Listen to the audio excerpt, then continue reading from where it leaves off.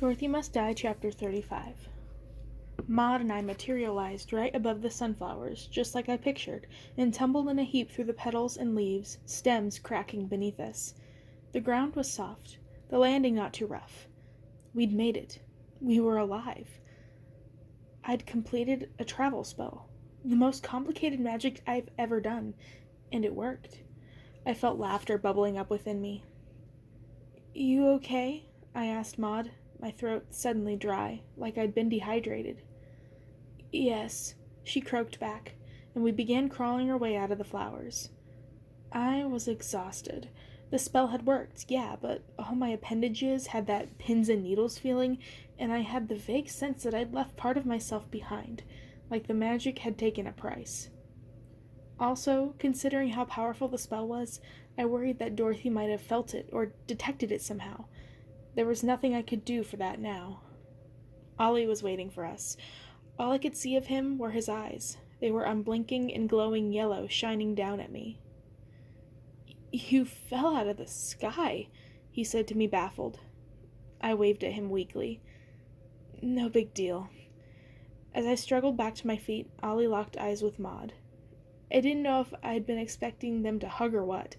The last time they'd seen each other, she spit on him, so maybe that was pushing it. But they didn't. It was awkward. Neither one of them sure what to say, until Maud finally broke the silence. "You came back for me," she said softly. "After everything—" Ollie cut her off with an embrace. He held her tight, and Maud squeezed back, although I noticed her fingers brushing over the stubs where his wings used to be. I let them have a moment, looking toward the palace. The royal gardens were on the other end of the grounds, away from the greenhouse and the scarecrow's burned bedroom. The windows on his side were dark, empty. There weren't any portals around, but I didn't want to take any chances. "Sorry, guys," I interrupted, "but you need to get moving."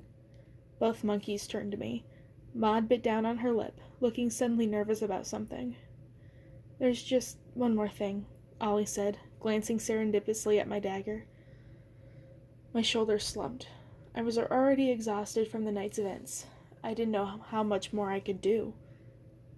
"What is it?" "You need to cut off my wings," Maud replied. I stared at her. What?" "The wings are tied to Dorothy's magic," Ollie explained sovereignly. "As long as I still have them, she has power over me," Maud finished. I noticed her flexing her wings as she spoke, as if trying to commit the feeling to memory. "I won't be able to leave the palace grounds without them." Ollie had already unclipped a pouch from his belt, opening it up to reveal sutures and some clean rags. I glared at him. "You knew we'd had to do this." Ollie nodded. "Yes. Sorry I didn't tell you, but you volunteered." I flipped the dagger around in my hand, gently clutching the still warm blade, and held it out to him. "You do it," I said. Ollie looked from me to the blade, then at Maud.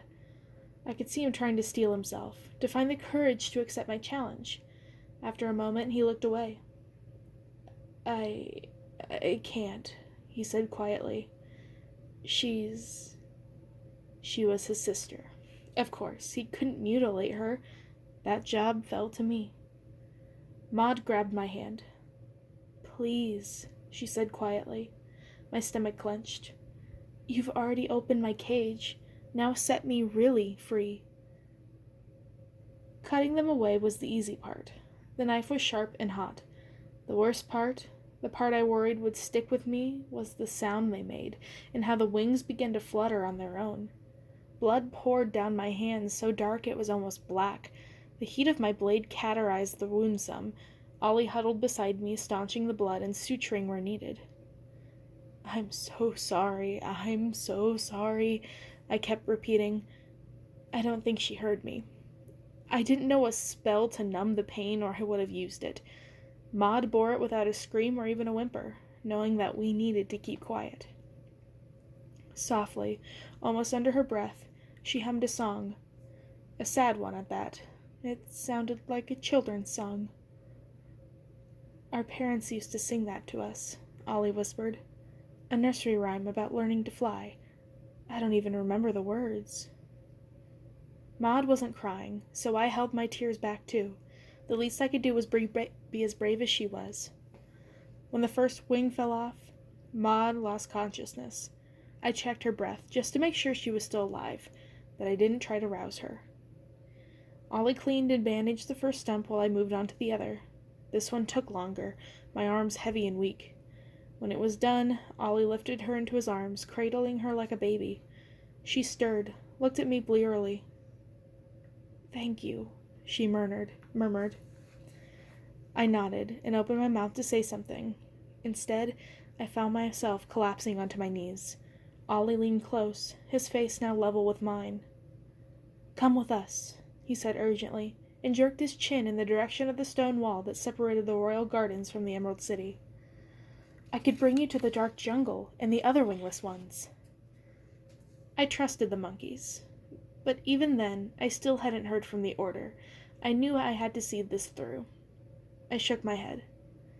"No," I replied, gritting my teeth and trying to pull it together. "My mission is here." In the darkness, I couldn't tell whether the look on Ollie's face was admiration or pity. "In that case, Amy of Kansas," he said, "you need to stand up." I struggled to my feet, every muscle sore and aching. I felt like I might crumple back to the ground at any second. When I was finally up, Ollie shifted Maud into one arm and held out his other hand to me. I reached out to grip it, thinking that he was just saying goodbye, but he pressed something metal into my palm. When I looked down, I saw that it was a tiny silver arrow, no bigger than the needle on an ordinary compass. "It will lead you to the wingless ones," Ollie said. "Keep it safe. Keep it with you. Use it to find us when you need us most." I blinked at him, shocked. He had made no secret of how the wingless ones wanted nothing to do with the wicked. He knew I was loyal to them, and he was trusting me with this anyway. "We work for no one," Ollie said, as if he sensed my surprise. "But you have proven yourself. You are our friend, and we will help you however we can." "Thank you," was all I managed to say. The words were barely out of my mouth, and he was already on the move, carrying Maud toward the shadows of the wall. Once there, he didn't climb over. Instead, he lifted up a flap of grass and disappeared beneath it. A tunnel, I realized. The wingless ones had dug a tunnel. The silver arrow twitched in my fist in the direction of the wall. I now know there was a way out, but I couldn't take it yet.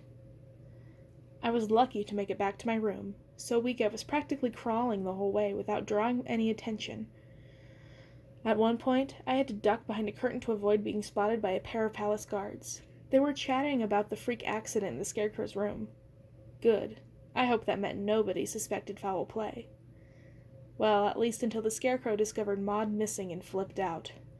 All I wanted to do was collapse into bed and sleep for a million years, but I couldn't until I got myself cleaned up. As I washed the blood from my hands on the little basin by the cupboard, the sound of bones cracking and feathers flapping echoed in my head. When I closed my eyes, all I saw were Maud's twisted, injured wings falling onto the ground. I shuddered. Doing good had been uglier than I had expected it to be, and the price? The price was now feeling like I needed to always be looking over my shoulder. Maybe I'd taken too many risks. And now, to get rid of the evidence, I needed to take one more. I felt dizzy, like I was spinning out of control, but I shoved it down, doing what needed to be done. I pulled off my blood-crusted dress and placed it carefully on my bed. Waving my finger at it, I lit it with a magical flame. It burned quickly and noiselessly, its fabric blackening and smoking, hissing and popping. At least no one in the palace would find the smell of smoke out of place. Though the fire danced across my sheets and mattress, the spell did its job. They remained unharmed by the flames. I stood there practically naked, just watching my arms crossed across my chest until the evidence was finally disposed. There wasn't even a trace of ash left behind. It was as if it had never happened. The room wasn't even hot. But I could still see the fire burning at on my retinas when I closed my eyes, much smaller than the one I'd set outside in the Scarecrow's chambers, but with more magic. I felt weakened, an emptiness in my core like a hunger. If Dorothy had detected my use of magic, I'd be in trouble. I needed some support. I needed someone to tell me what I had done hadn't been a total waste.